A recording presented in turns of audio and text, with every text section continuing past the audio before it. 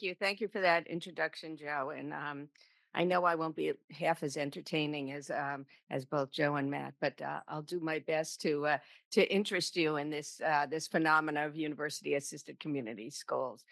Um, Let me check my watch so I make sure I do my best to stay on time. So I love starting with this slide because don't we all want to look like that and feel like that and have everybody in our world look and feel like that?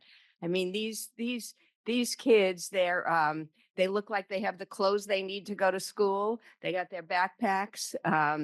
They look like they're physically able to move around, so probably well fed and beyond all that, happy and excited at what they're going towards. And that's what, of course, we want all our youth to feel and to experience. And I think that this model of university assisted community schools is really one of the best shots that we have to make that happen for more and more children.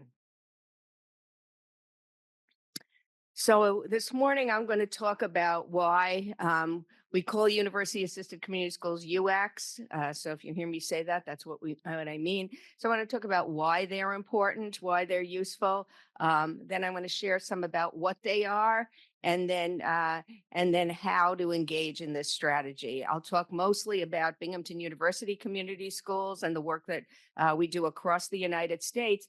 I also have some examples I pulled together from international examples of what are similar, I think, to university assisted community schools.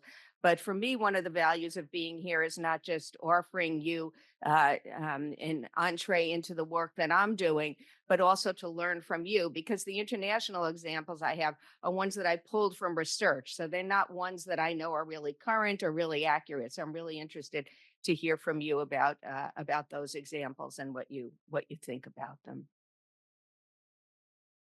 Okay, so why do we need UACs? Why do we need university assisted community schools? So these are just some of the issues impacting youth, and certainly for us in the United States, and I imagine in most of the world, a lot of these issues have been exacerbated since the pandemic. Uh, Food insecurity, teacher shortages, which are really rocketed in the United States. I think teaching has always been a difficult profession, but has gotten even more and more difficult, certainly during the pandemic and post pandemic. Economic inequality, as the economy was rattled by the pandemic. Mental health issues have absolutely skyrocketed. And then chronic absenteeism. And of course, if students aren't in class, then they don't even have an opportunity to learn. So here's some data on some of these issues across the globe. And I'm happy to, if anybody's interested afterwards, to ask me where I got these data from and to share that. So again, chronic absenteeism, 25% in the US. That's huge. That made a huge impact on education. United Kingdom 10%, South Africa 2%.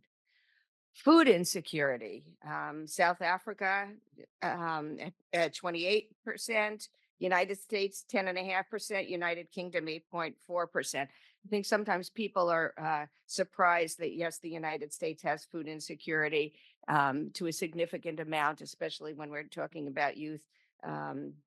As well as certainly it's a reflection of income inequality, and then mental health issues. And these are youth that have been diagnosed with mental health issues.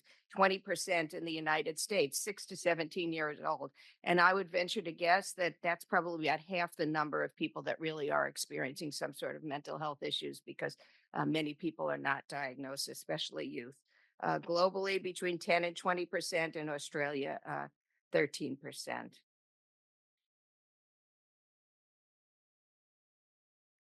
And then you as college students, and I'm put this here because as you'll see, the university assisted community school model is a model that that takes the university into the local schools and brings the local schools into the university to work together. And so that the issues that impact US college students and college students all over the world are really relevant as well. And again, I think this is a model that really is supportive of college students. So again, you see the skyrocketed number percentage um, of mental health issues for U.S. college students. 76% reporting moderate to serious psychological distress, and 81% saying their mental health issues impact their academics.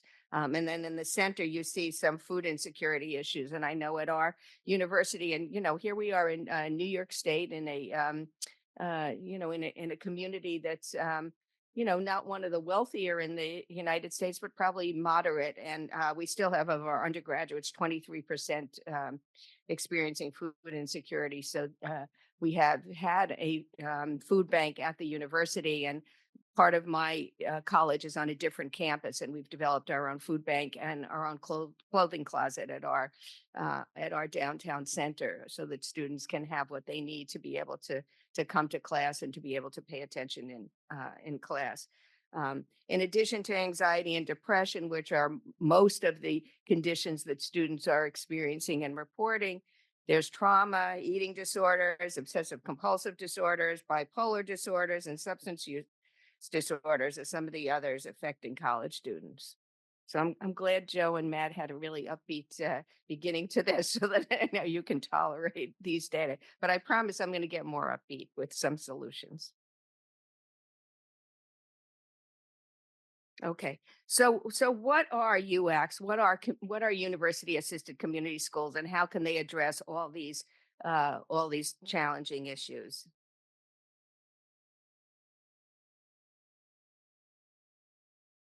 Okay.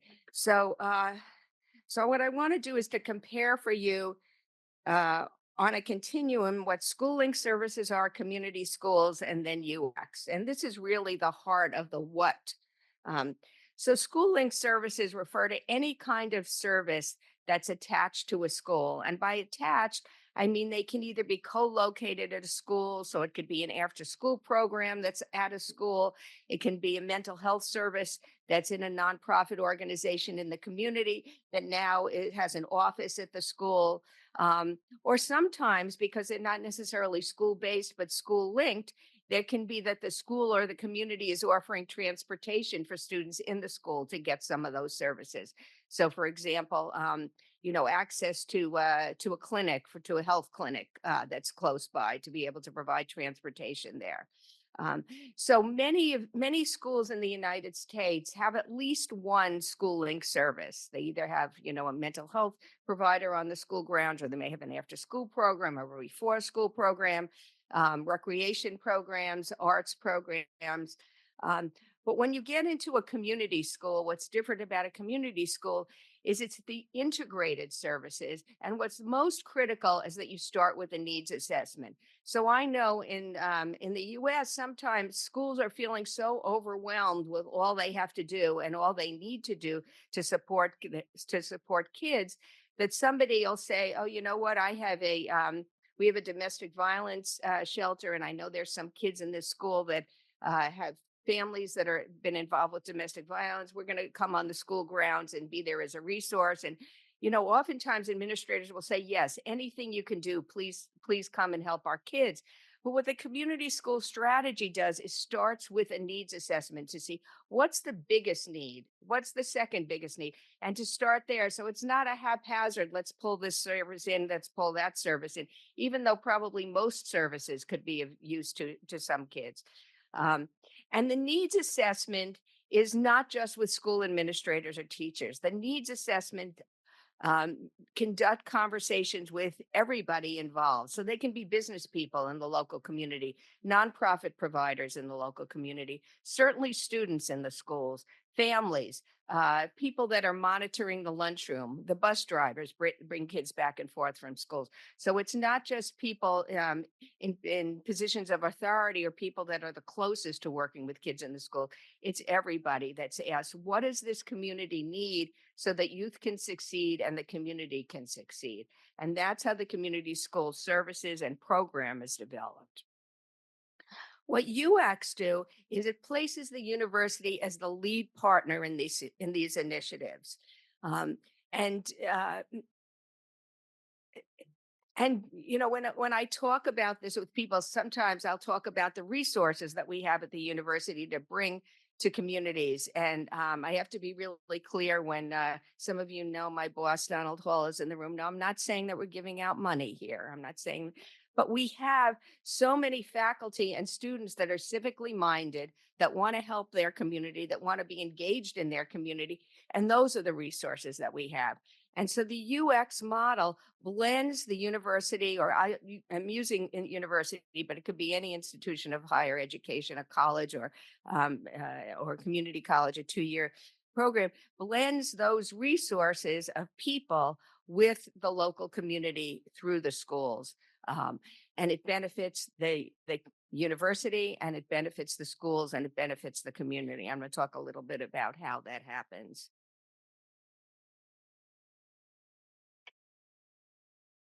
So I like this picture to look at what community schools are. So here you see this child with their baggage of hunger, sickness, and homelessness, trying to get to class. Obviously, not having a lot of success with all that baggage that he's got around him. And then you see that other child with the little backpack, just looking back, but also just easily going off to class, being ready to learn. And then there's a teacher or an administrator looking on. I see him looking as, I'm not sure what to do here.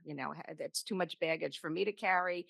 I'm trained as an educator. I'm not trained to deal with all these other social issues. What do I do? But yet I've got a kid in my school that's got all this baggage and is stuck.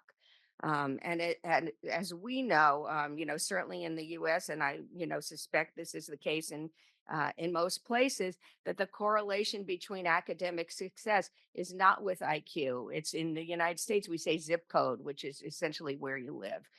So it's really income.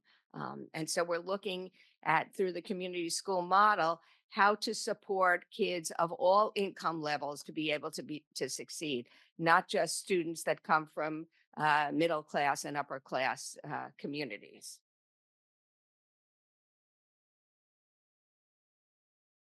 Here's another diagram again to see the community schools foci.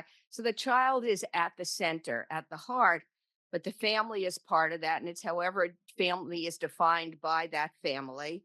And in the heart of the community context. On the left side, you'll see the core instructional program. So I know we've got a lot of educators in this room, and teaching education is not going to be successful without good educators. I have a school of education as part of our college, and we educate excellent teachers. But if they've got kids in the classroom that aren't ready to learn or are not able to focus, then no matter how excellent they are, they're not going to be able to be successful.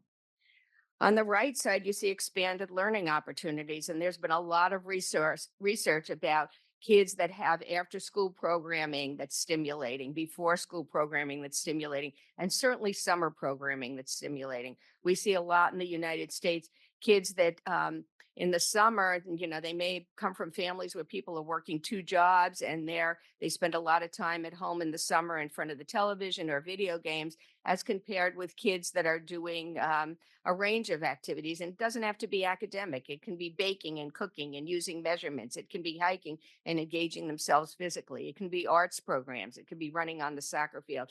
And those kids all come back to school in September. And there's a vast difference between where kids are in terms of their readiness to learn, even if when they left school in June, they were at similar places. When they come back at September, they're in very different places.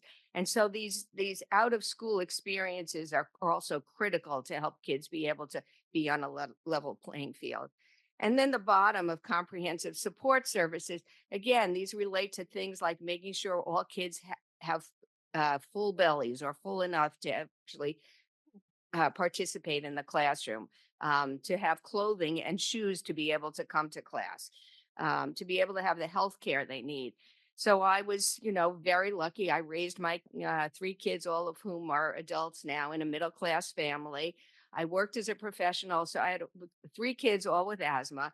And if I got a call from the school, somebody had asthma, needed their nebulizer. At the time, I was able to leave my job. I didn't worry about losing wages because I wasn't an hourly worker. I had a car that usually worked. I could drive and pick them up at school. I had a doctor that I could advocate for and say, I'm bringing Aria in and she can't breathe and you need to see her, and bring her in and have her treatment. And then if I needed to take the rest of the day off and bring her home, so she needed to have more nebulizer treatment, I was able to do that. Over 51% of the families in the United States are classified currently as low income. A lot of those families can't do that. So when we can base some of those health services at the school, and kids could go down to the nurse's office and they could get the treatments they need and they can go back to class, they're going to be able to learn at a level that they need to learn and their peers are going to be able to learn. And we're also not asking their families to take off from jobs and lose wages and sometimes take two and three buses to pick up kids, see if they could get into a doctor's office or wait in the emergency room all day.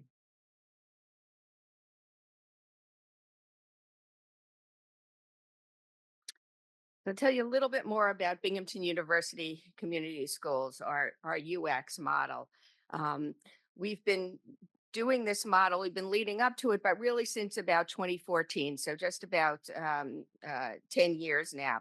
And in 22 to 23, we had close to 600 Binghamton University students involved in our Binghamton University Community Schools, which means they were either interning in the schools and getting credit, or they were volunteering in our community schools. And we have about 18,000 students at Binghamton. So it's a pretty big percentage, considering some of them are not volunteering in the community. Some of them are involved in, they want careers in healthcare. So they're volunteering at local hospitals or things like that. So this is a huge number, and impacting a lot of youth. What are some of the things they're doing? We have students from across every school and college at our university participating. So it's not just the ones in the more likely professions like studying education or social work that are involved. We have students from nursing, for example, that are providing diabetes and asthma education and support, both to kids as well as to families. And sometimes they're doing that on the school grounds, and sometimes they're doing it at a local community center or at a library. We have our business students in our School of Management providing education around financial literacy. And for students that are in high school, for families about filling out the FAFSA form, which is the form for financial aid for students to go to college. Many families don't even know there's that kind of form that they can fill out and they can get federal aid for their children to go to school. And they just think this is too expensive for us. My child can't go to college. So those are the kinds of things that our college students are doing to support families and kids. Family engagement is on here too, and that's really a huge piece of our work as well. And the family engagement can happen at the school, but it also happens in the local communities. So we have families that are the school will say are hard to reach, or their kids don't come to school, or they didn't ever graduated from high school themselves. And we have our social work interns that literally go out. We have a mobile home community that they work a lot at, go out and knock on doors. And it took a while for them to gain trust from these families, because the families have had negative experiences with schools when they were students and when their kids are students. Many of them don't have washer dryers, and they talk about our kids go to school and they clothes they're wearing, or sometimes they've had to wear it for 5 days and they get bullied by other kids in the school. And even sometimes teachers say not nice things to them. And so we've had our social work interns go out and knock on the doors of these families and say to them, we're not from the school, but we work with the school and we want to help you in whatever you need from the school. And 201, these families who never have home themselves have graduated high school will say, I want my child to have better than I have. I want my child to graduate from high school. And so these social work interns serve as liaisons with the school because often there are people in the school that have negative feelings about the students and about these families. Oh, they don't really care. They never come to teacher conferences. They never respond to notes that we send home. Well, some of them may not be able to read, or they read in different language. They don't have transportation, or they can't take off work to come to the school conferences. So we do a lot of that liaison work between home and school, and it's our university interns that are leading that work under our supervision.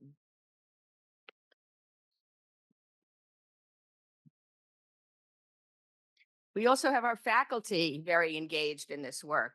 So we've had recently a NSF National Science Foundation Archaeology After School program. Our archaeology faculty have led this in one of our local high schools. We engage in telemental health. Our students uh, learned during the pandemic how to do telemental health with families, and they're still doing that with especially families in rural areas. We also do in-person mental health, both at school and at home. Uh, an initiative we're just starting out, and I was talking last night with two of my our colleagues from Australia. I don't know if they're here today about Natalie Isaac's work with establishing 1 million women in Australia, where she developed an app for people to track their carbon footprint. And we brought that initiative to Binghamton University, and we have our college students tracking their carbon footprint and looking at ways they can lower their carbon footprint, whether it's only buying used clothing, keeping the temperature in the winter down, down a few degrees, and other ways to change their diet to lower their carbon footprint. And we're bringing this work out into the high school students because, as we know, students are, have this new concept of climate anxiety that's developed in the last few years. And this is an aspect of anxiety for them, feeling hopeless. I can't do anything to change what's happening to our planet, and this is a way to help them. So it's not only an effort to address our climate issues, but also to address anxiety in kids. We're expanding the arts in the local schools. As we know, sometimes this is the only thing that'll bring some kids into school. They don't want to come, they don't feel challenged, they don't feel competent academically, but they are very artistic, whether it's the visual arts or a theater or a dance. So we're bringing from the university faculty into the schools to have more of these programs to bring kids into school. We recently developed a farm tech program. We have a need in our area for pharmacists to have farm technicians that can help pharmacists. And the people that want to do this in our community don't have the supports to be able to go to school and do this. So they don't have the childcare, they don't have the professional clothing, they don't have the transportation. And so our university interns and our faculty and staff are helping with those supports. We've done a lot of work with connecting STEM and family engagement with kids and families, and also a physics camp for grandparents raising grandchildren that we have one of our physics professors and one of our social work professors run together, both as a bonding. So the social work professor is seeing it as a bonding experience between grandparents and grandchildren. And the physics professor is actually seeing it as a way to help grandparents who are raising their grandchildren see that they can be competent in some new ways of thinking in terms of math and science that they may not have learned when they were younger. And for the grandchildren to see, oh, wow, my grandparents actually can understand this and can help me with this work.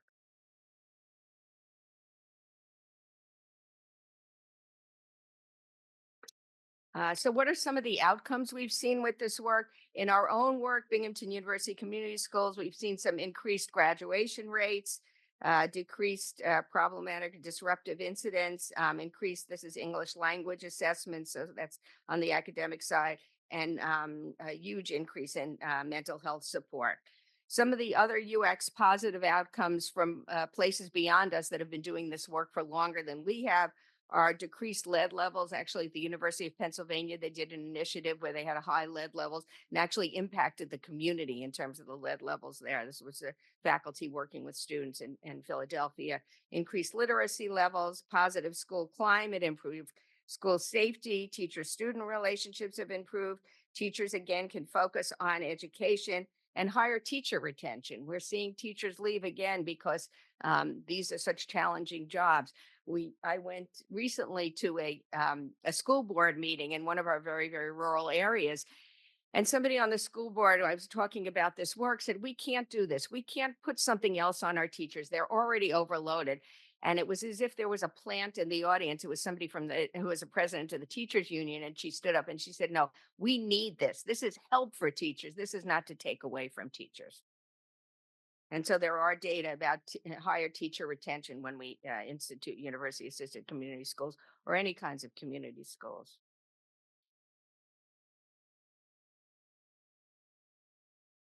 So last year, one of our faculty participated in a U.S. Department of Education sponsored dialogue in Detroit, Michigan, uh, about schools being hubs of communities. And I just put this here because I know there's people from some of these countries, just to see how your countries have been involved in this work of universities as, I'm sorry, schools as hubs.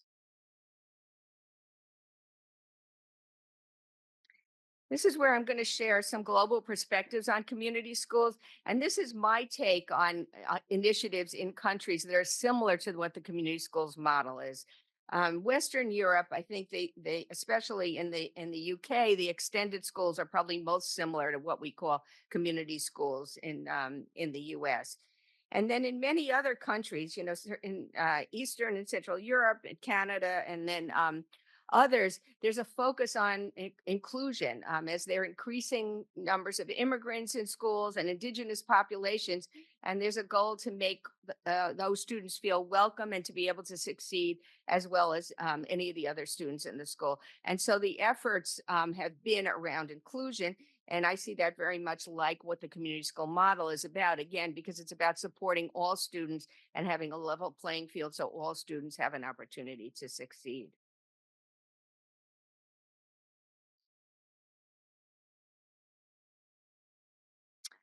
New Zealand, too, the partnership schools, which have been funded by the government and businesses, again, fostering collaboration and looking at increasingly diverse student populations and being able to support inclusion.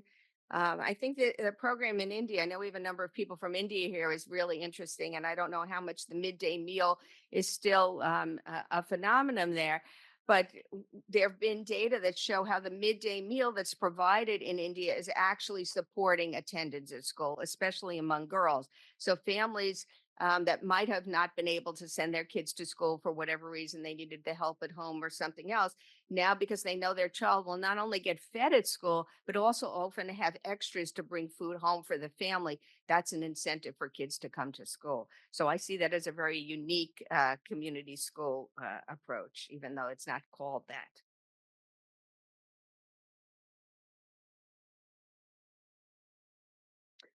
In Cuba, a strong emphasis on providing services in the school, and also a very strong civic engagement mindset. And then in Africa, there's more NGOs that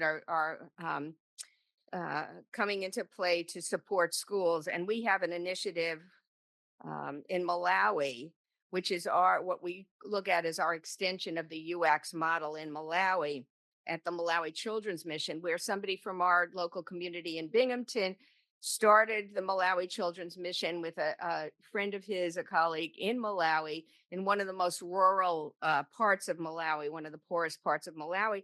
And they started a feeding center there. And after a few years of the feeding center, so they were feeding kids one meal a day, and often kids were walking like 3 miles without shoes to come and get the food and then walking back. They realized they needed to do more than feed them. And so they started a school there, and that's the Malawi Children's Mission.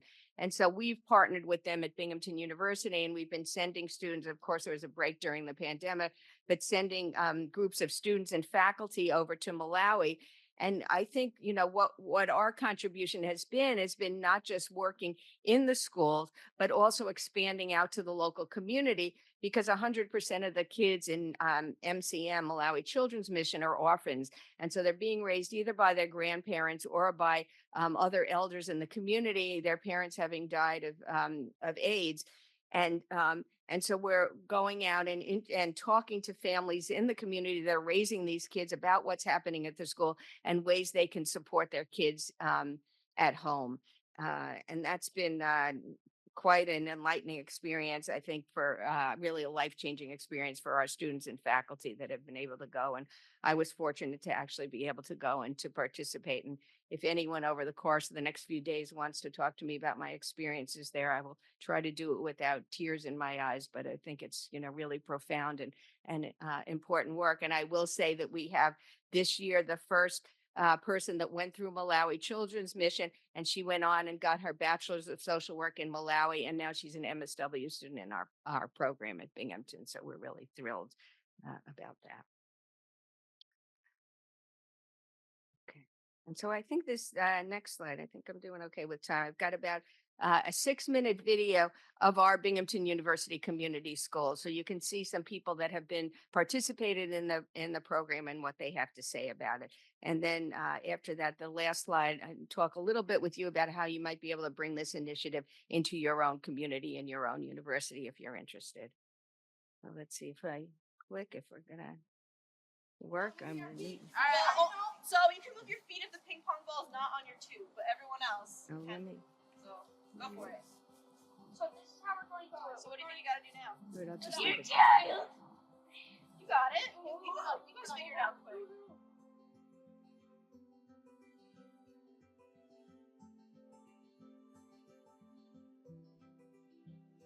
My journey with Binghamton University goes back about almost 10 years to the summer of 2015, where I started in their Promise Zone Summer Zone program as a camper.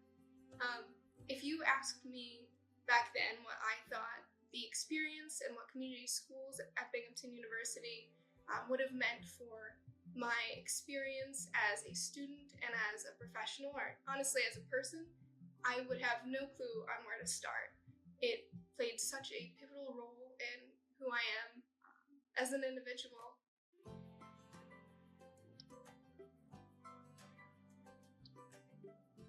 Even though my girls are now all grown up and moved away and have been for a while, it's still important to me because there were people who were making sure that the school district had what it needed and did what it needed to when my girls were growing up. And so it's important to me to continue doing that for the kids who are coming along now.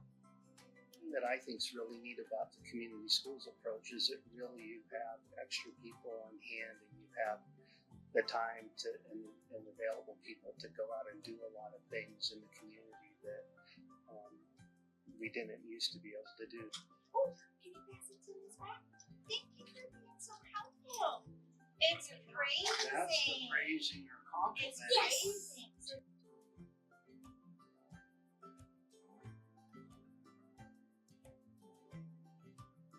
Through the community schools work, we were able to set up a food pantry, washer and dryer, access in the building for our students so that they can have clean clothing.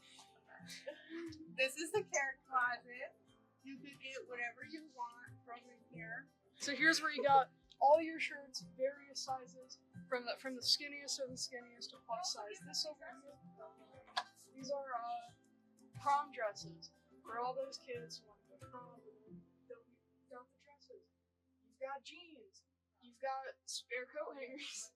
So these are McKinney Bento bags. So the district office works to put these together with special funding for families who are displaced from home, students that are displaced from home, maybe with another guardian that isn't mom or dad. And we help deliver these to students, do home visits, or just give them to the student while they're in school. Just some hygiene products. There's water bottles in there, deodorant, feminine products, different things. So we like to give these out to families who may be in need.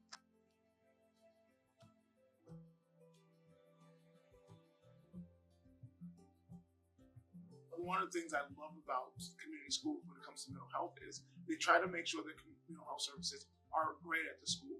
So what does that do when those services are right at the school? It drops absenteeism rates. Students don't have to miss school. Mom or dad, they don't have to travel across town. They can get to the school most of the time.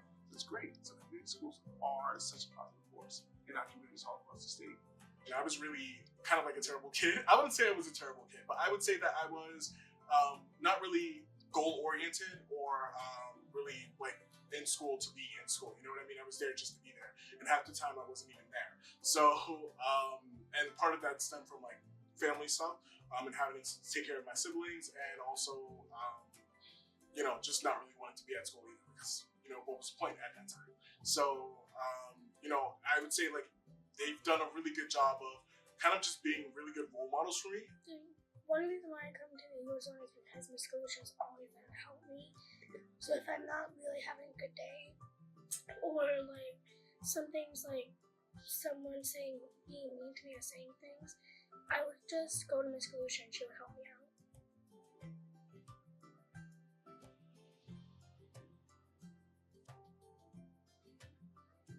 My role as a family engagement counselor, I can do a lot of home visits.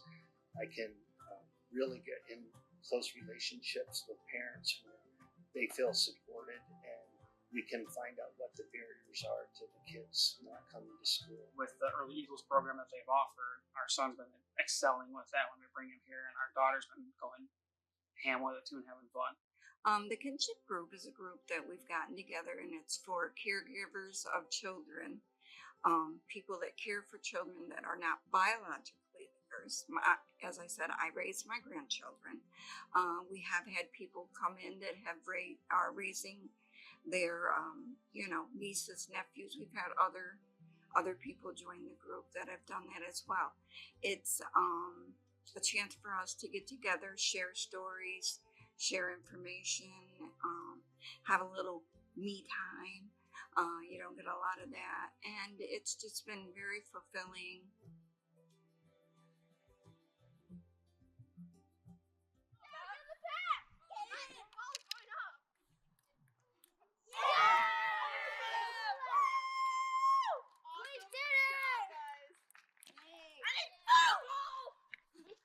I am very impressed.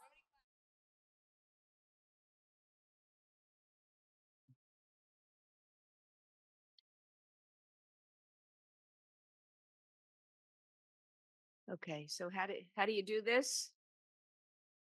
It's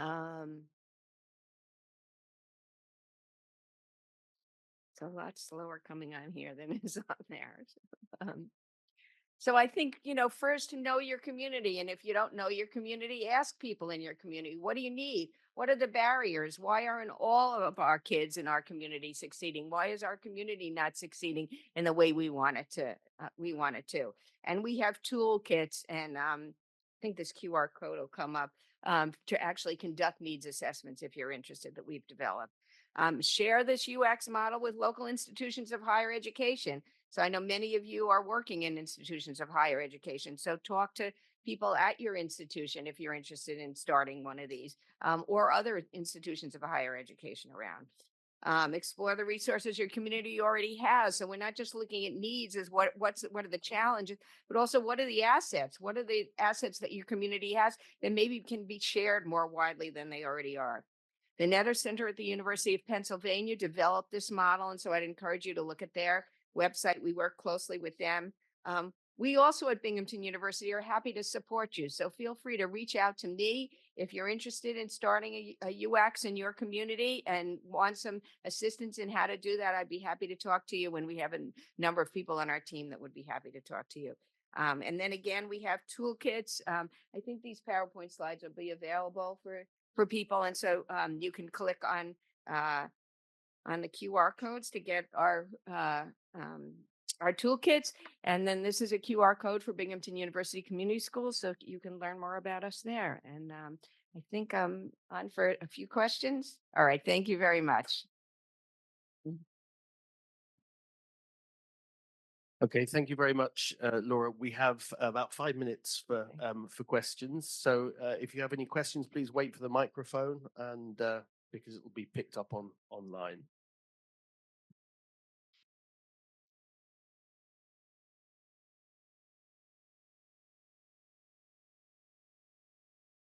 Thank you for your presentation. It's an extremely interesting thing to hear about. The question I want to ask is, what kind of training and support is provided to students who become engaged in this program? Presumably, they have to deal with some very difficult topics, and they might not necessarily be prepared for that just through the course of their normal degree. So, what kind of training are they offered, and what kind of support are they offered in program as well? Thank you. Yeah, that's a great question. Thank you. So we have some different kinds of supports. So for example, many of our services are provided by social work interns, and we work very intensely with them. We do like a 6-week boot camp with them, and we bring in different people from different kinds of services to talk with them and help support them. And then they have supervision every week of the academic year to support them in their work. The undergraduates, for the most part, work through our Center for Civic Engagement, where they volunteer. And we also have a social worker there who works with them on a regular basis to process the experiences they have. And as much as possible, we're bringing people together at the different schools to also talk. I'm working with this kid here, and I'm working with that one also, but in a different way. And how can we work together? So, good question. Especially with the trauma that some of our own university students have experienced themselves, and they can get triggered by some of the work that they're doing. So I thank you for bringing that up, because that support's critical.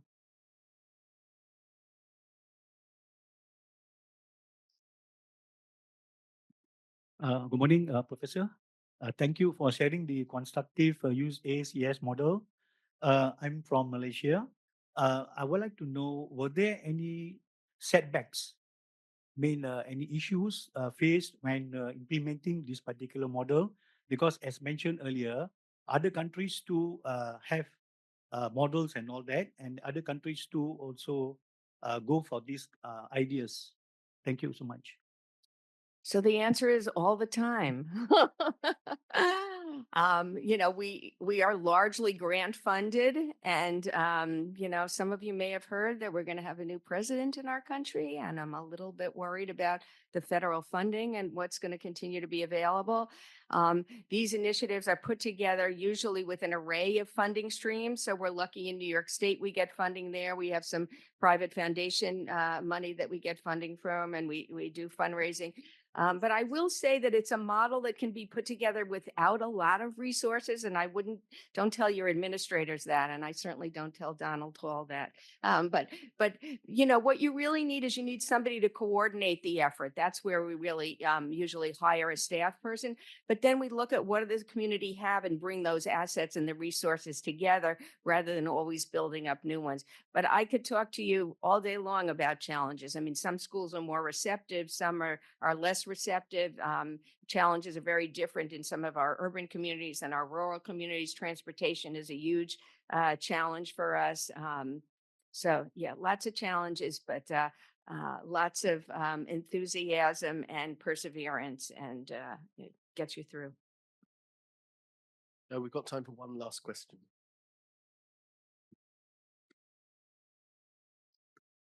Hello, I'm from the Philippines, and my research is on transdisciplinary collaboration from the perspective of higher education. Mm-hmm. So I would just want to hear from you about the interdisciplinary efforts that you do within your university as well as in the communities. Mm-hmm.